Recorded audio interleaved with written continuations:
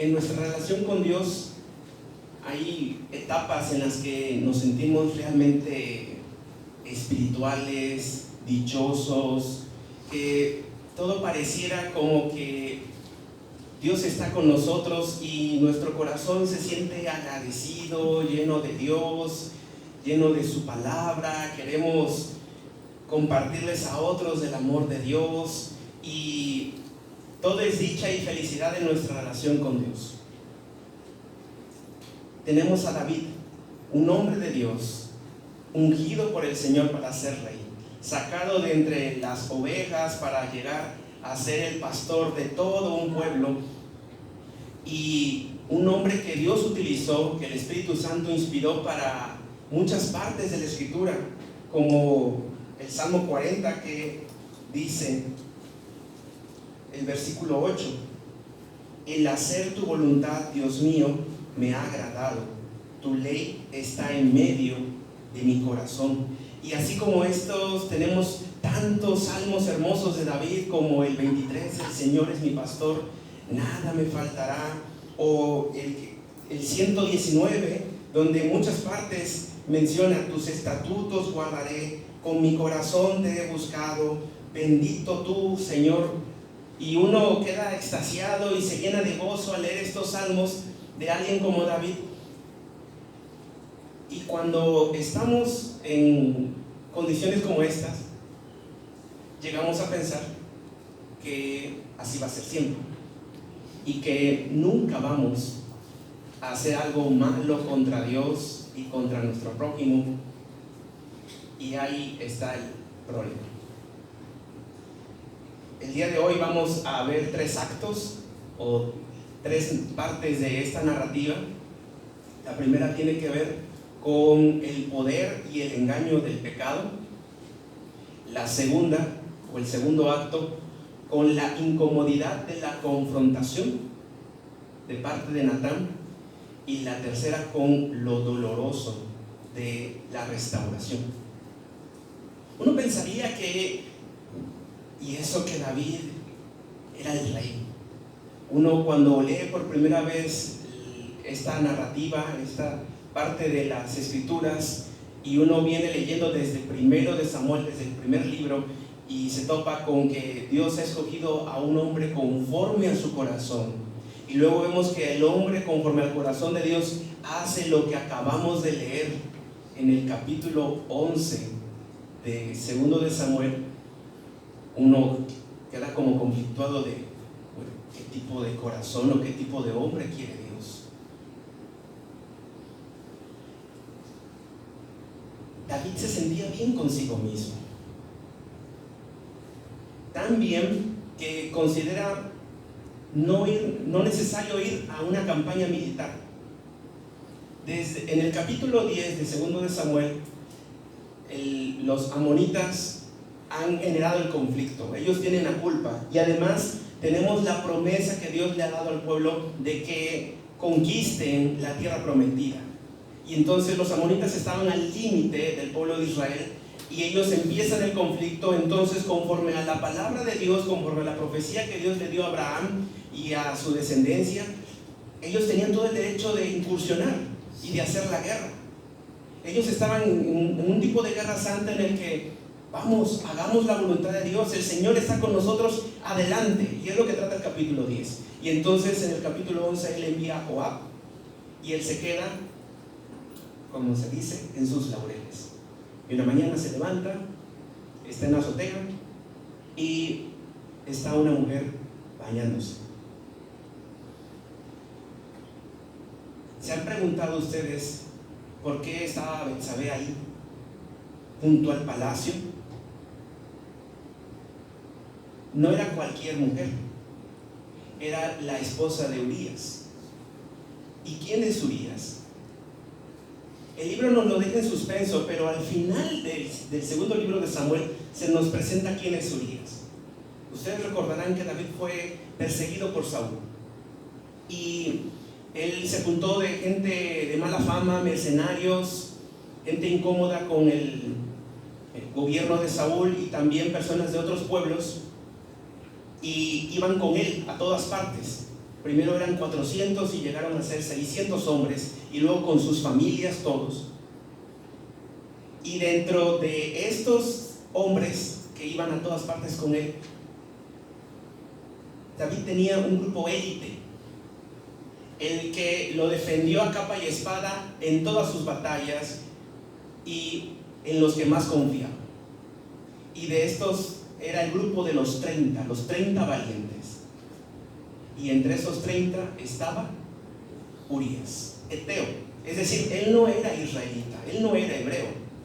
Pero debido a todas las vicisitudes y cosas que pasó con David, él cree en el Señor, él se convierte al Señor y se hace uno del pueblo de Dios. Cuando David llega al poder, al trono, y esto pasa en todos los niveles políticos, tanto en el presente como en el pasado. Aquellos que han estado, bueno, se supone, en la campaña política, que han enfrentado todas las batallas, el que llega a presidente, gobernador, algún puesto, alguna secretaría, pues jala a los suyos, quienes han estado con él, en quienes puede confiar, etc. Así ha pasado en todos los gobiernos, en todo el mundo, y así fue con David. David pone en lugares estratégicos a estos 30 hombres que estuvieron con él. Y entonces, al lado de su palacio está alguien en quien podía confiar, Urías. Por eso vivía cerca del palacio, porque era uno de sus mejores hombres, mejores soldados.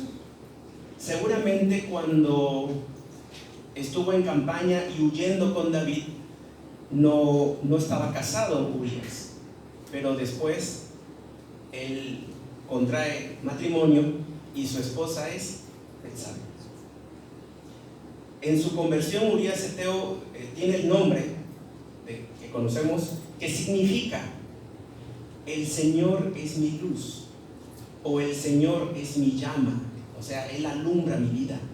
Eso significa la palabra o el nombre Urías. Y vemos cómo Él hace honor a su nombre. Él tiene muy en cuenta los mandamientos del Señor, cómo va a ofender a los otros oficiales, a los otros soldados. Y Él es una luz en medio de las tinieblas del pecado de David. David era rey. Y siempre cuando llegamos a un estado de poder, de bienestar, de confort, nos descuidamos y dejamos que el poder engañoso del pecado nos cautive. Y nos sentimos tan cómodos con nosotros mismos que entonces empezamos a justificar nuestras decisiones. David es rey. No necesito ir a la guerra. Es el nombre del Señor, pero puedo quedarme. Soy el rey. No puedo hacer lo que quiera con mi palacio y puedo hacer lo que yo quiera. Es mi vida. Y así todavía hay gente que es mi cuerpo, yo puedo hacer es mi relación, yo puedo hacer lo que quiera con mi cuerpo, con mis relaciones. Manda llamar a Betsabé. Haya ella querido o no, al final soy el rey, yo mando. Y cada escándalo que hemos escuchado en el mundo del cine, de la política, de personas que han abusado de su poder, con los que están como súbditos o bajo su autoridad. Y Betsabé queda embarazada, quiere ocultarlo, trae a Urías. Urías se muestra más justo y es una luz en medio de las tinieblas. Y imagínense a David. Está tratando de ocultar su pecado, que él no considera pecado. Él pudo haber justificado diciendo: es que estaba solo. No, nadie me mostraba aprecio. No me sentía amado, querido. Él pudo haber dicho, es un derecho del rey. Sea la justificación que haya puesto, él no se sentía que estaba ofendiendo. Esto es escabroso y tenebroso. ¿Por qué? Porque así como si David, ungido del Señor, que escribió buena parte de la Biblia, cayó como hemos leído, ¿qué nos será de nosotros? ¿Hasta dónde no podremos llegar? Y si él vivió engañado, ciego por el pecado, ¿a poco creen que ustedes y yo no? Por supuesto. Podemos estar pecando de una y otra y hasta sistemáticamente como lo hizo David. ¿Ok? No quiso dormir, no aceptó el regalo que le envié para que fuera con su esposa. Un regalo que los comentaristas dicen que seguramente estaba incitando a que tuviera relaciones sexuales con Betsabé. Además, la frase lava tus pies del versículo 8 es también una forma de estar insinuando que se acostara con su esposa. Le dice a Joab que muere en batalla, y es escalofriante que el mensaje de condena de muerte se lo da el mismo Urías, para que él mismo se lo dé al general que va a estar a cargo de su muerte. Es más, en el caso de la batalla, no muere como David lo indica, porque iba a ser muy obvio. Así que lo que hace Urías es enviar toda una serie de hombres que se pongan cerca de las murallas, y muere Urías junto con otros hombres. Piensen en David. Él quiere ocultar su pecado, quiere salirse con la suya, espera que borracho ahora Urías vaya con Betsabé, y Urías no, se queda. Frustración, coraje, ¿por qué no se fue? ¿Por qué no es como los demás hombres? Y el texto termina, el capítulo 11, diciendo, y todo esto no le agradó al Señor, pero sí le agradó a David. Este es el problema de hacer cosas que los demás hacen, y sobre todo que se sienten bien, que se siente bonito. Desde no hacer lo que se supone que tenía que hacer, como no ir a la guerra, hasta estar de ocioso en la azotea, hasta estar espiando a una mujer desnuda que se está bañando, etc. De una va tras otra, y todo va conforme al corazón de David. Él se siente a gusto con lo que está haciendo, se siente bien y continúa, y continúa, y continúa. Y este hombre es el que dice, Señor, yo me deleito en obedecer tu palabra. Es el que escribe poemas hermosos, el que también dice, tu palabra la he guardado en mi corazón. Podemos sentirnos muy deleitados obedeciendo ciertas cosas o haciendo cosas para el Señor, como en el caso de David, la guerra, ser rey porque el Señor me ha puesto en esto, y engañarnos a nosotros mismos de, pues se va a hacer a mi manera, porque a mí me gusta.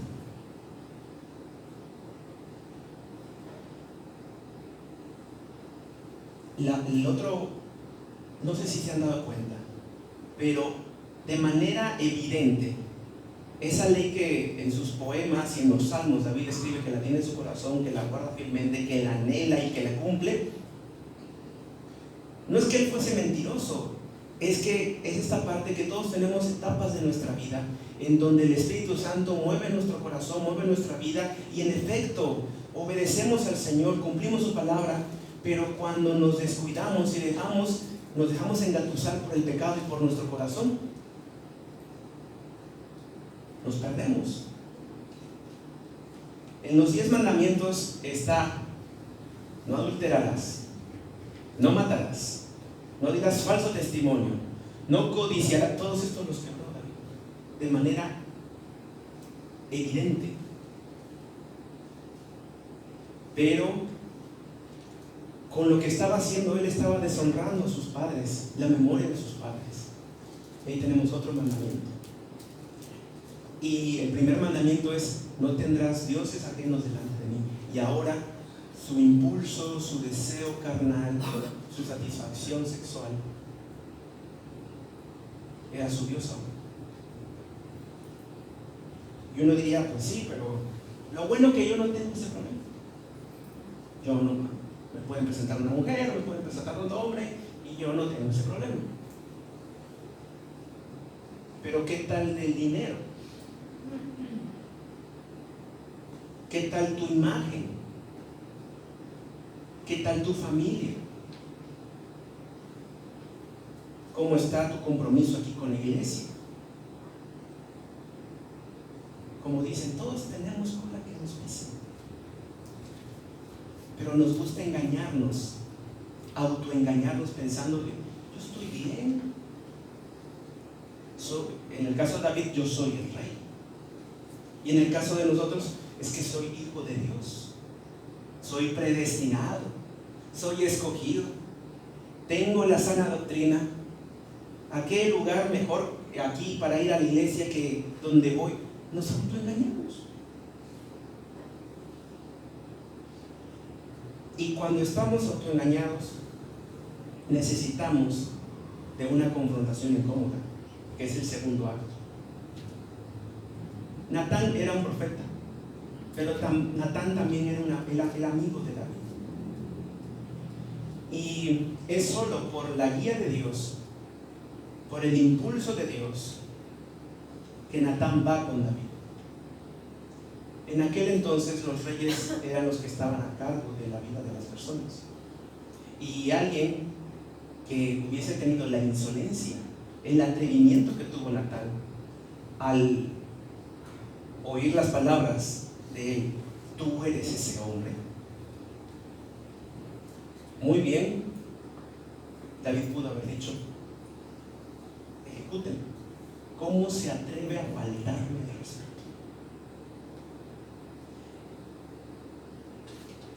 Pero Natán tenía una encomienda de parte del Señor, y era abrirle los ojos a David. Y Dios ha puesto en nuestro camino a muchos Natán, que en su primer momento, o hasta el momento, han sido incómodos y una piedra en el zapato. ¿Cómo se atreve a faltarme el respeto, a tratarme así, a hablarme así? Cuando puede que sea un instrumento del Señor para mostrarnos nuestro pecado. Pero también puede que nosotros nos estemos dando cuenta del pecado de personas que nos rodean, de amigos, de familiares. Y en lugar de ser como un Natán y confrontar incómodamente ese pecado, nos solapamos, nos callamos, o hasta le ayudamos, lo consentimos. Sí, adelante, que sí. Y sabemos por dentro que está mal, que eso no va a tener buen fin, pero aún así, es que si no se enoja, es que no quiero perder la relación de amistad, la hermandad que tenemos, etc. Pero Natán hizo lo que hizo porque fue Dios el que estuvo obrando. No fue porque él fuera bueno. Esa es la labor del profeta. El profeta tiene que hablar palabras a veces duras para él mismo. Como cuando más adelante Dios llama a los profetas, como Isaías, como Jeremías, como Ezequiel, sobre todo Isaías y Jeremías, que Dios les dice: te llamo para que tú le hables al pueblo. ¿Y sabes qué? No te van a escuchar. ¿Y sabes qué? Hasta te van a querer matar. Y los profetas hicieron su labor. El profeta de los profetas, nuestro Señor Jesús, vino a ser la labor más incómoda de hacernos ver nuestro pecado, nuestra condición y qué hicimos con él. Lo crucificamos. Pero si la confrontación es incómoda, la restauración es dolorosa. La ley de Dios que dice David que tiene en su corazón dice que si una persona adultera merece morir. Y también dice que si una persona mata a otra, merece morir. David merecía morir. Pero ¿qué le dice Dios a través de Natán? El Señor te ha perdonado, no morirás. Pero por cuando tuviste en poco la palabra del Señor, por cuanto me menospreciaste, por cuanto tuviste otras cosas en primer lugar,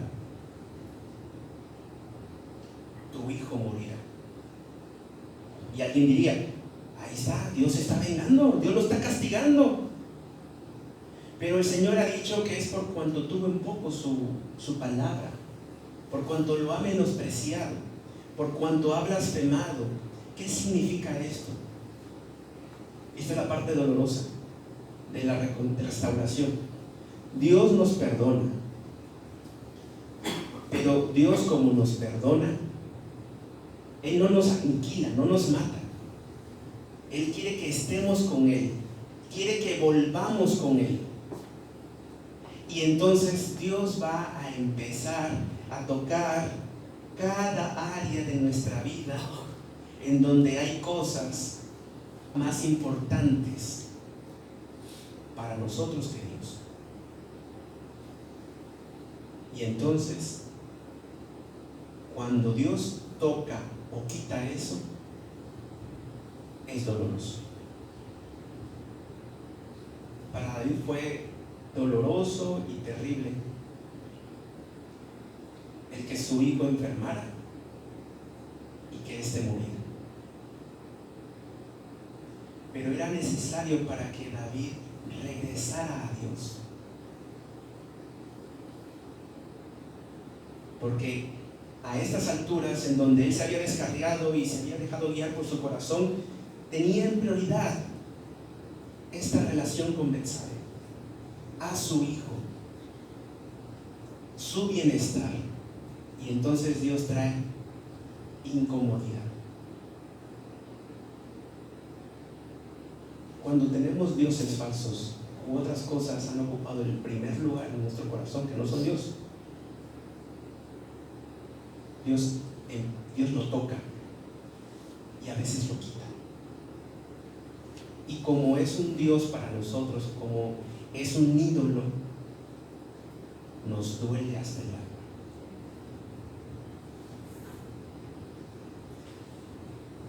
Todos los que en algún momento de nuestra vida luchamos con el diezmo, el Señor ha llegado a un punto en donde nos quita la economía para que nos desengañemos y destronemos al Dios del dinero. Los que hemos puesto nuestra confianza en el trabajo, Dios lo pone en cuestiones de incertidumbre o en etapas de desempleo. Cuando confiamos en nuestra persona, nuestra salud, nuestros genes, Dios nos lleva a etapas de enfermedad. Y así podría seguir enunciando, pero es por la salvación y el bienestar de nuestra alma.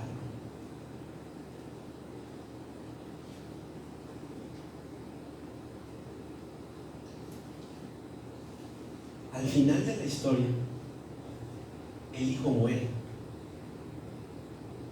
pero Dios le dice, y consoló David a Betsabé su mujer, y llegándose a ella durmió con ella, y ella le dio a luz un hijo y llamó su nombre Salomón, al cual amó Jehová.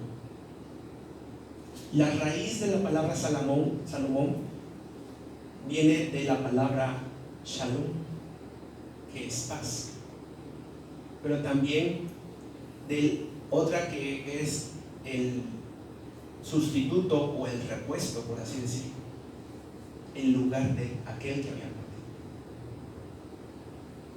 Y envió Dios un mensaje por medio de Natán y llamó el nombre de parte de Dios Edías a causa del Señor. Edías significa amado por el Señor.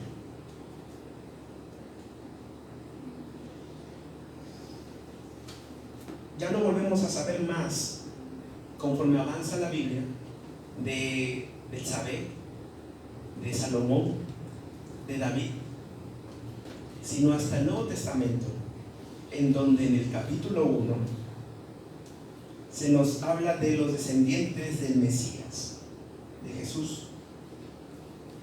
Y dice el versículo 6 de Mateo 1: Isaí engendró al rey David, y el rey David engendró a Salomón, de la que fue mujer de Urías. Salomón engendró a Roboam, etc.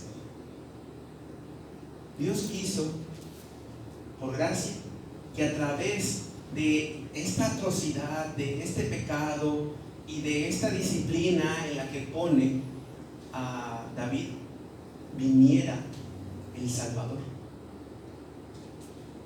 Dios utiliza esto incluso conforme a sus propósitos de redención.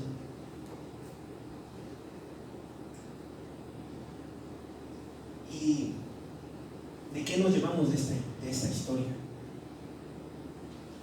Primero, del primer acto, todos nosotros somos susceptibles a autoengañarnos, a vivir justificándonos, a poner excusas en nuestra relación con Dios, en nuestra vida, a las decisiones que tomamos, aún creyendo en Dios, aún creyendo en el Evangelio, aún llegando a la iglesia, siendo miembros, etc.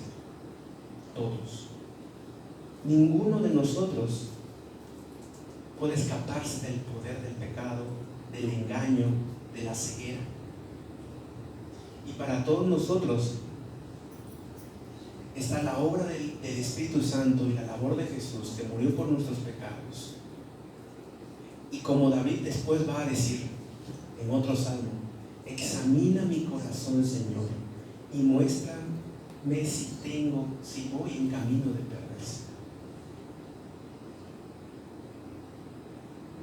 Muchos de nosotros no queremos o no podemos, como dice el Salmo 23, caminar por las sendas de justicia que Dios ha trazado por amor de su nombre, porque vamos por caminos de perversidad. Pero pensamos que estamos bien porque estamos llegando a la iglesia, porque estamos leyendo nuestra Biblia, porque estamos orando, porque etcétera, etcétera. Y este es un llamado de atención para que le digamos a Dios, le pidamos al Espíritu Santo: escudriña mi corazón, Señor, muéstrame qué áreas no te he rendido a ti, y envíame, ponme a Natanes en mi camino. Y del segundo acto tiene doble aplicación. La primera: sea creyente, no sea creyente, tenga buen testimonio o no tenga buen testimonio, cuando alguien te diga una verdad incómoda o algo te incomode de algo que te dijo alguien, ponlo en oración. Todos sabemos el refrán que dice: la verdad incomoda. Otros dicen: la verdad duele. Y puede que haya familiares, amigos nuestros que nos han estado señalando o nos dicen cosas, y en el caso de los casados ya sabemos quién es nuestro Natán.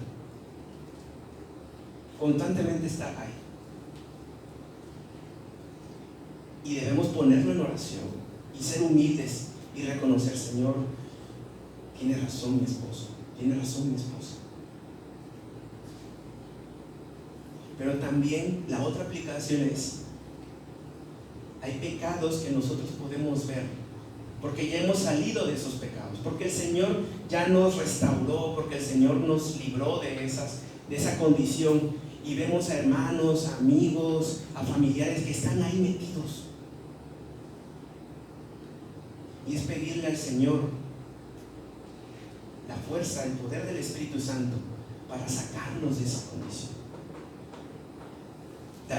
Natán requirió mucha sabiduría para poner la analogía, la enseñanza, la parábola o la moraleja que le dio, la historia. Habían 2 ovejas, etc. Natán supo cómo llegar al corazón de David.